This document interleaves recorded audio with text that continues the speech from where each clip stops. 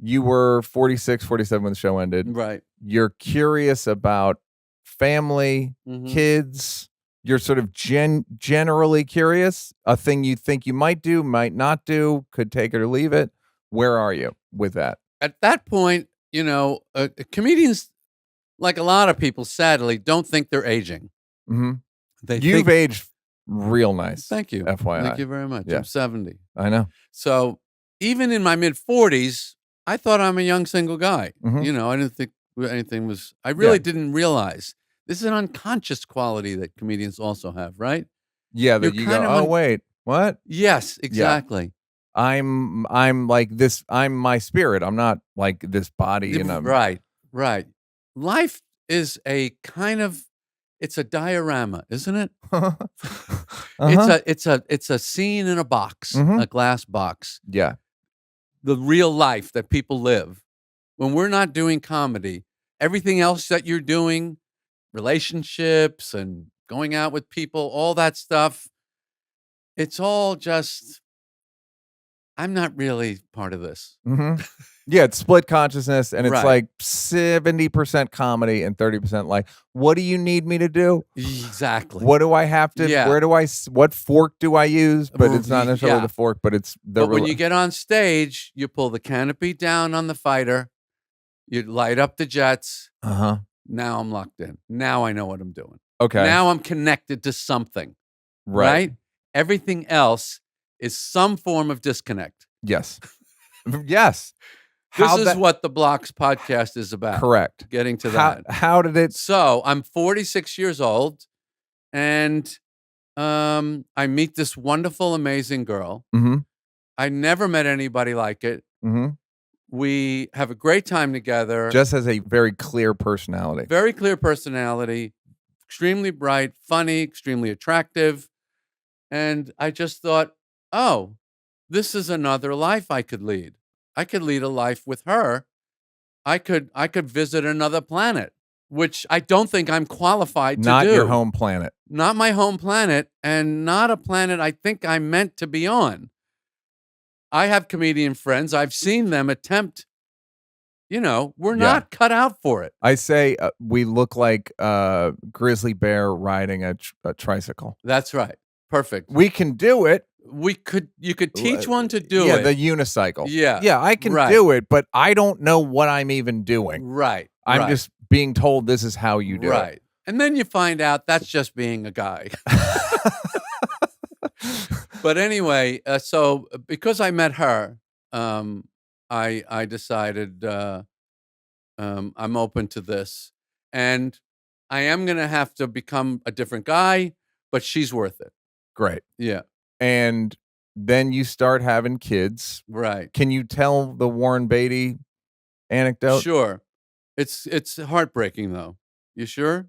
Yeah. If it's the one I think it is. It is the one you think it is. Warren Beatty, one of the biggest movie stars of the 60s, 70s, and 80s. He was very friendly. Him and Gary Shandling struck up a friendship. Yes. And Gary schlepped me along a handful of nights. And he had just started having kids. In his 50s, right? I guess so. Late 40s. Gary and I, of course, had no idea what he was doing or why.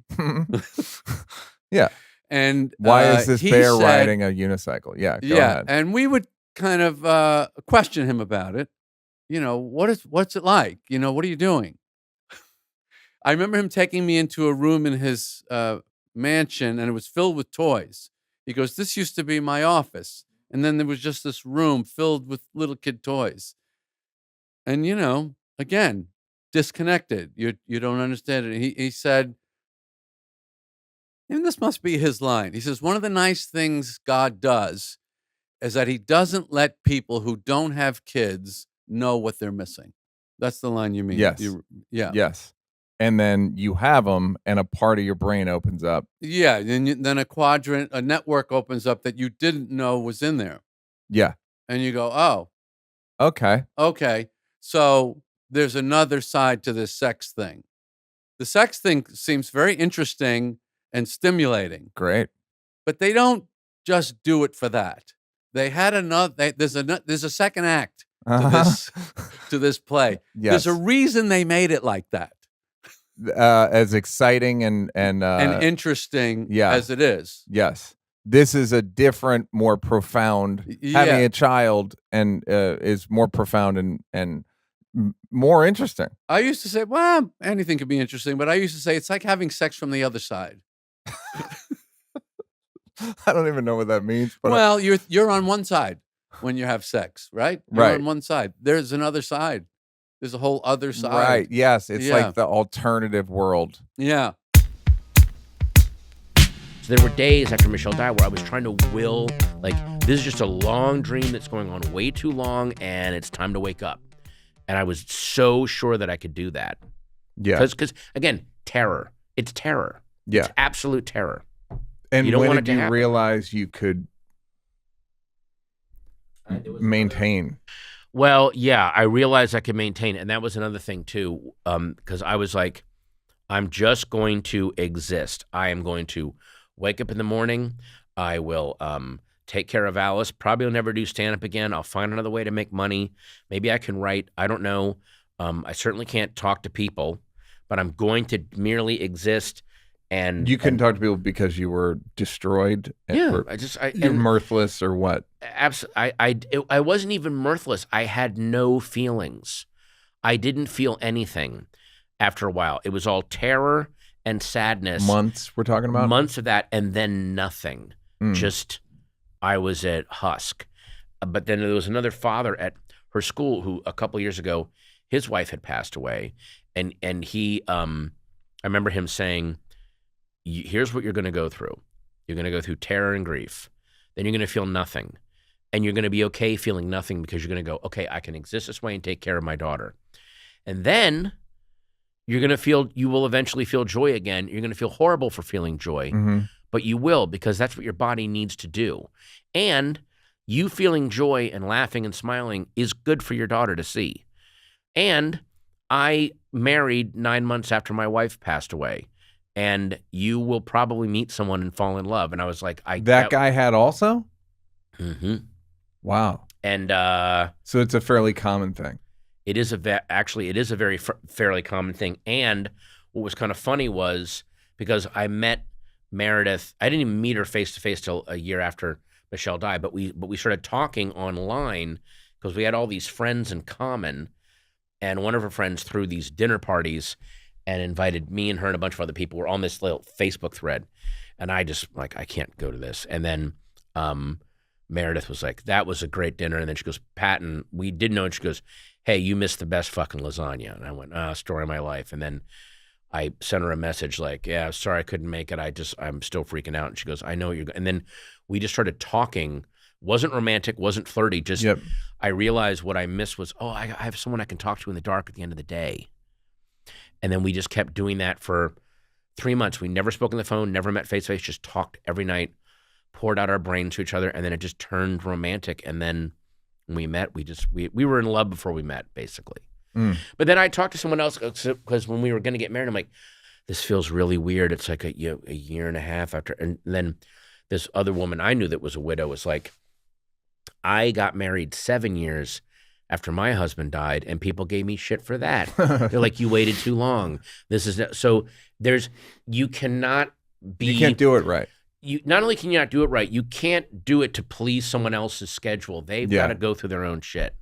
And also, you're the one who has to be in the fucking relationship. I know, exactly. Like, you have to sit there. You have to drive around and look for parking and the mundanity of. But God, I found someone amazing to be mundane with.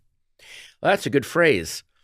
You are the best person to be mundane with. That's when you know you found the perfect person. Yeah. Yeah. Let's sit around and eat. When you're sitting in the car and you're waiting with this person, just get your fucking seatbelt on, get out of the space. You can see us waiting.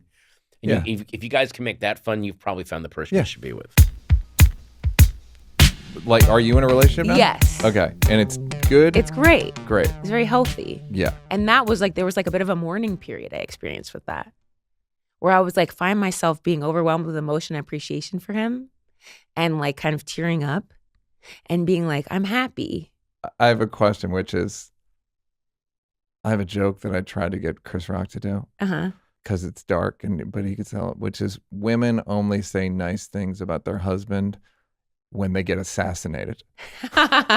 So as a woman, I feel like you're like a feminist sellout. If you're like, my boyfriend or husband's fucking great. Like you're not allowed to say anything. I would have thought that in the past, like early days of stand-up, when you genuinely thought like, I can't be happy if I want to be a stand-up. Yeah. Things can't be going well if I want to be a stand-up. And I think that has changed, or at least for me. Sure. Yeah. But no, I do feel happy, and that is a good thing. And you don't feel like you're failing your sisters by saying like, I have a guy who's like excellent in pretty much every category, and I'm crazy about him. And I don't think he's a misogynist or a colonizer or you know what I mean? Like, does it feel like a failure, or do you even look at it that way? No, I don't. I mean, I'm sleeping with the enemy, of course. Of course. But I don't. I think it's like a good thing. I love men, you know, and like. And need them, and I want them to be full, happy, thinking human beings that can experience the range of emotions without any sort of shame. Like, I think that we'll never fully step out of like patriarchal feelings and values, in the sense that like sometimes I can say, well, why am I turned on that I could be physically protected by this man, or he would stand up for me in a physical fashion, you know, or like be the breadwinner or take care of me. Like that will always be part of our culture. That being said, I can take care of myself, and it's nice to not have to take care of someone, which is what I was doing probably for a while. Like, he doesn't rely on me for money or food. It's like a grown man that has a home and buys his own food. Yeah, I think that's the first. I think like that's the bare minimum. Yeah, but also like I can't blame those men who I was paying for, because I offered. You know, it's like that's part of it.